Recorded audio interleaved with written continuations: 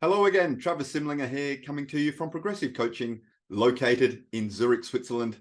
And today's content is all about another very common pattern of human behavior, which can cause people to become trapped in their problem for anything up to an entire lifetime.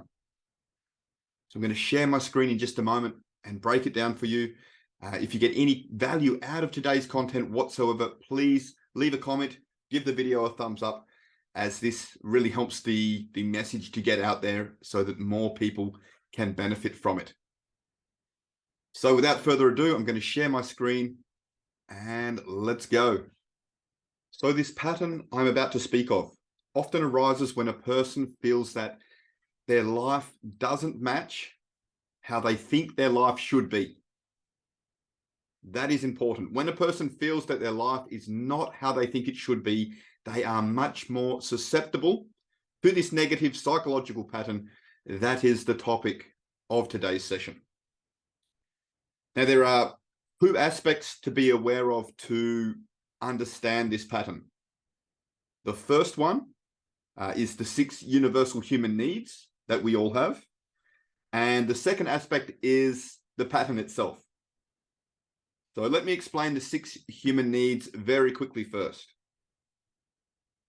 6 universal human needs. So every single human behavior can be explained as an attempt to meet one or more 6 universal human needs. And these needs that we all find a way to meet can be met in self-serving ways or in self-defeating ways. I'm going to go through them very quickly. The first need is certainty. So we all need to feel some level of certainty. For example, the chair I'm sitting in is going to hold my weight, or the roof isn't going to cave in. Okay, some base level of certainty. Some people try to achieve certainty by trying to control everyone and everything. As I said, there are self-serving ways and self-defeating ways to meet each of the needs. The second need that we all have is the need for variety, because too much certainty and we get absolutely, literally bored out of our minds, we go crazy. We know exactly what's going to happen all of the time, we go crazy. So we need some variety, some uncertainty, if you like. Third human need is significance. And we all have a need to feel that we matter in some way, that we are significant, that we are not just a nobody. A fourth human need is love and connection. We all have this innate need for love, to feel loved by someone, or even to feel loved by many. And the last 2 needs are the needs of fulfillment. So without meeting these last 2 needs, which I will show you in just a moment, a person never really feels fulfilled, never really feels that they have purpose and meaning to their life. And these are the need for growth. So to feel like you are making progress on something, that you are doing something with your life. And the last need is the need to contribute to something or someone outside of yourself. You can watch a much more detailed session on the 6 human needs here on this channel.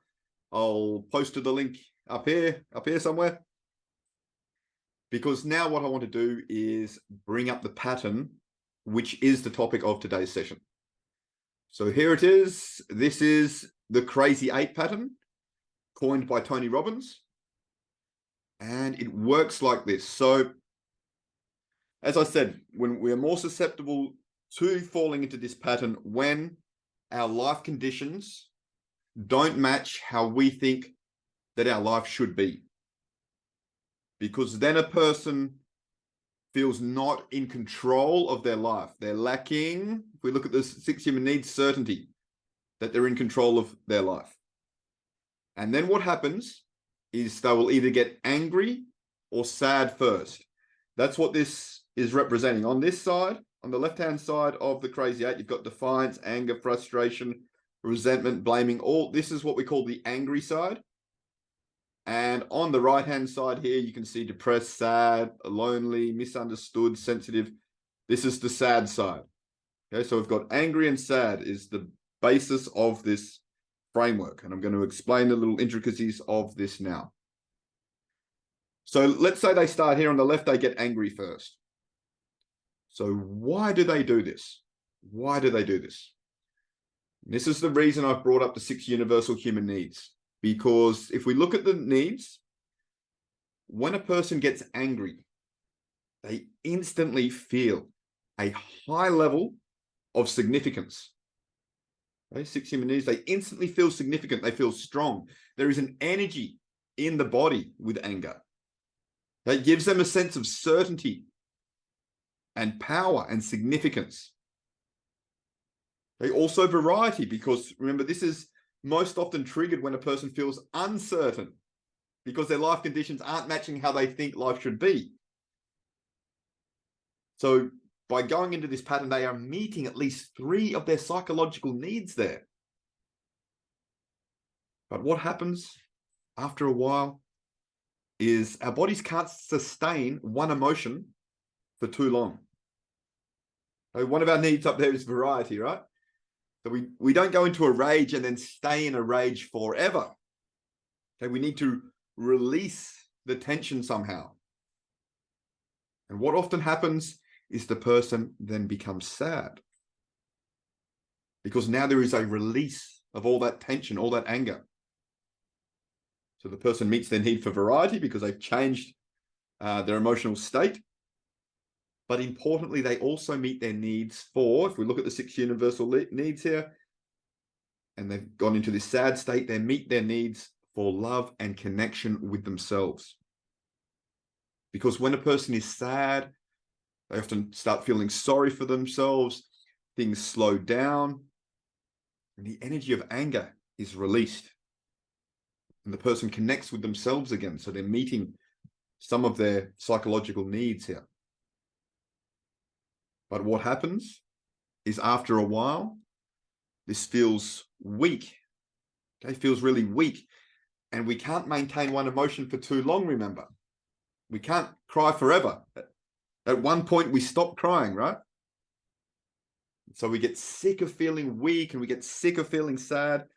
So we go back to where we feel instantly significant and strong and energized and certain. Back to anger. This is how the cycle sustains itself. The person is now stuck in the angry, sad, crazy 8 pattern. And the tragedy is that most people don't realize consciously that they are on this roller coaster. They're probably well aware that they don't feel good, but they don't know why. And then what happens is, most often, they will try to feel better. They'll try to numb the pain or to get some pleasure.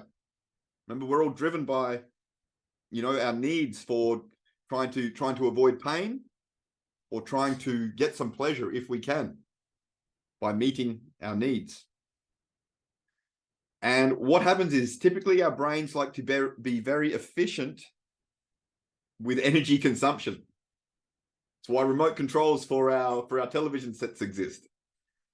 So the person often chooses, if we look at the model here, the Crazy 8 model, the downward arrow here, representing a disempowering choice to escape the pain of these negative emotions, angry, sad. The reason they choose this, the arrow there, the disempowering choice, is because it's usually the quickest choice, the easiest choice.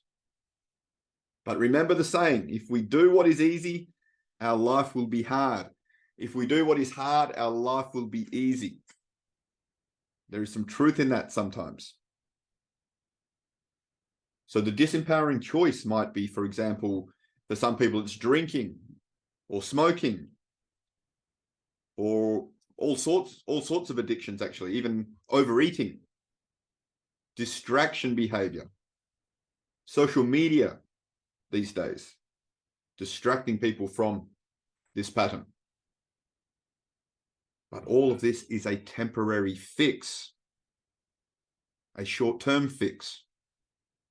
Now, straight back into the crazy eight. The solution to break out of this cycle is represented on the model by the upward arrow.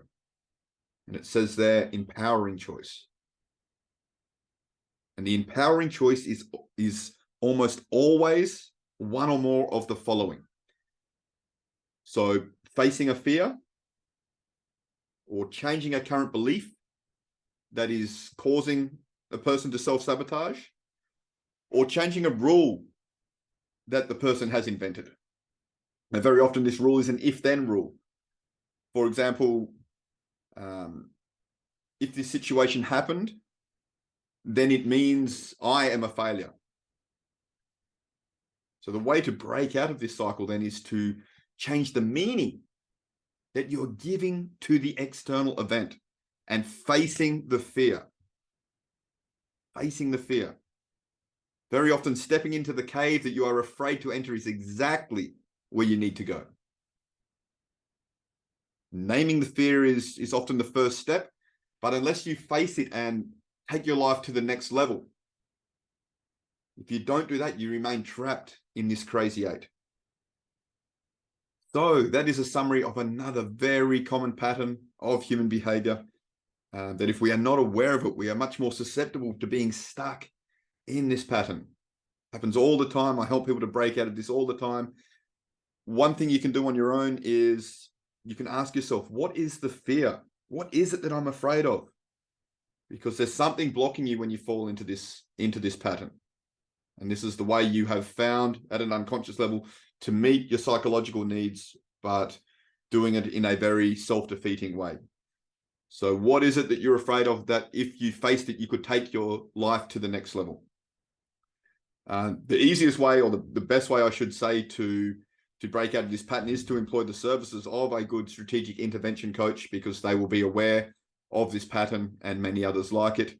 You can always reach out to my company, Progressive Coaching. The link is under the video in the description section. Apart from that, I really hope that this has helped somebody out there, and I look forward to bringing you more valuable content in the next few days. Thanks, everybody. Cheers.